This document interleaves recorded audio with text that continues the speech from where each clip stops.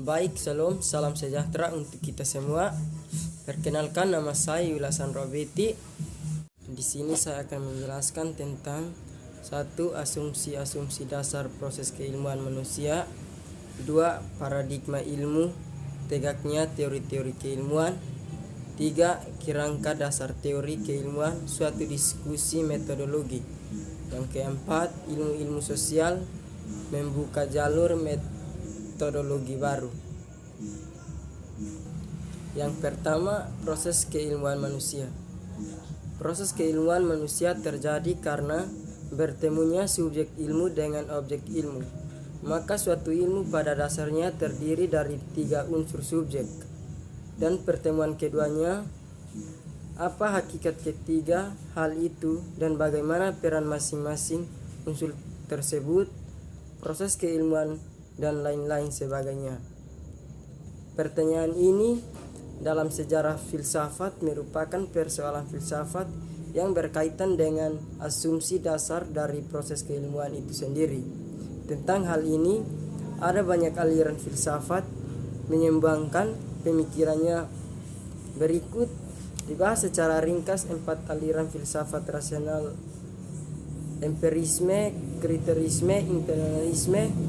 2 aliran pertama memiliki perbedaan yang cukup ekstrim. Yang ketiga adalah aliran yang berupaya mengembalikan kedua aliran sebelumnya. Sedang aliran 4 adalah aliran yang sampai saat ini sedang mencari dukungan epistemologi dan juga metodologi untuk suatu pengetahuan yang bersumber origin dari pengalaman batin. A. Rasionalisme. Dalam pembahasan mengenai teori pengetahuan, rasionalisme menempati tempat yang penting. Biasanya paham ini dikaitnya dengan kaum rasionalis abad ke-17 dan ke-18, yaitu Ranestert, Spionist, Lewis, dan Wolff. Meski sebenarnya akar-akarnya dapat ditemukan pada pemikiran para filsuf klasik seperti Plato, Aristoteles, dan lainnya.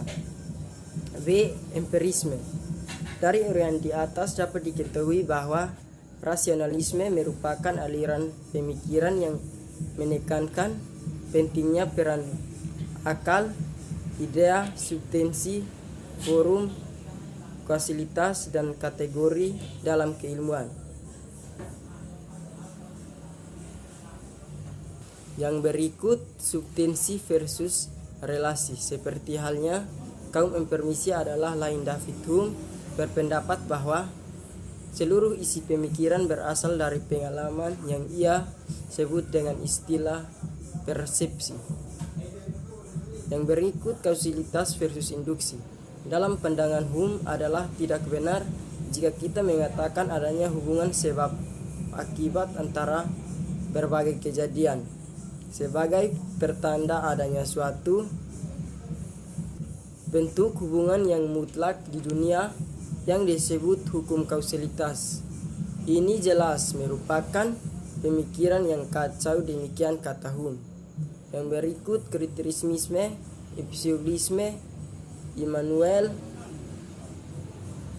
Kant adalah seorang filosofis besar yang muncul dari atas pemikiran filosofis zaman Aukalur, Jerman menjelang akhir abad ke-18. Ia lahir di Koszalin, sebuah kota kecil di Rusia Timur pada tanggal 22 April 1924. Kant lahir sebagai anak keempat dari suatu keluarga miskin. Orang tua Kant adalah pembuat pelana kuda dan penganut setiap gerakan pietisme. Pada usia 8 tahun, Kant memulai pendidikan formalnya di Collegium. Yang berikut Leibniz dan Hume. Kecuali tradisi perencanaan dan tradisi persepsis yang memiliki pengaruh dalam kehidupan Kant, Leibniz dan Hume adalah di antara filsuf yang mempunyai pengaruh besar Kant, terutama untuk membangun epistemologi Khusus pada Hume, Kant merasa bahwa Hume lah yang telah membangunkan dari sikap domestis. Episologikan membangun dari bawah seperti disampaikan di atas. Sebelum Kant muncul perdebatan soal subjektif pengetahuan oleh pemikiran rasional Jerman sebagaimana dikembangkan Leibniz, Wall dengan empirisme Inggris yang kemudian bermuara dalam pemikiran Hume. Yang kedua, paradigma ilmu teori keilmuan. Pengantar. Dalam proses keilmuan paradigma, keilmuan memegang peran yang penting. Fungsi paradigma ilmu adalah memberikan kerangka, mengarahkan bahkan menguji konsistensi dari proses keilmuan. Positivisme. Positivisme merupakan paradigma ilmu pengetahuan yang paling awal muncul dalam dunia ilmu pengetahuan. Keyakinan dalam dunia ilmu pengetahuan, keyakinan dasar ilmu bakar dari paham ontologi realisme yang menyatakan bahwa realisme ada exit dalam kenyataan yang berjalan sesuai dengan hukum alam natural wise. Upaya penelitian hal ini adalah mengungkapkan kebenaran yang ada dan bagaimana realitas tersebut senyatanya berjalan. Positivisme. Paradigma ini merupakan aliran yang ingin memperbaiki kelemahan-kelemahan positivisme yang hanya mengandalkan kemampuan pengamatan langsung terhadap objek yang diteliti secara ontologis. Aliran ini bersifat kritikal. Realisme yang memandang bahwa realistis memang ada dalam kenyataan sesuai dengan hukum alam, tetapi satu hal yang mustahil bila suatu realitas dapat dilihat secara benar oleh manusia. Konstruktivisme satu di antara paham yang dikatakan bahwa positivisme merupakan paham yang keliru dalam mengungkapkan realistis dunia. Karena itu, kerangka berpikir dua paham tersebut harus ditinggalkan dan diganti dengan paham yang bersifat konstruktif. Heretical theory. Aliran ini sebenarnya tidak dapat dikatakan sebagai suatu paradigma, tetapi lebih tepat disebut ideologically orientasi ideologi paham tertentu. Yang ketiga, kerangka dasar teori keilmuan, suatu diskusi metodologi. Francis Bacon, metode induksi eksperimen. Pengantar pemikiran filsafat ilmu Bacon 1945 sampai dengan 1946 terangkum dalam Mufhum Organim Baru, sebuah karya yang dimaksudkan dengan pengganti Organon Aristoteles. Buku itu berisi tawaran tentang perangkat baru dalam penyidikan ilmiah. Agusticum, data positif empiris. Pengantar filsafat kom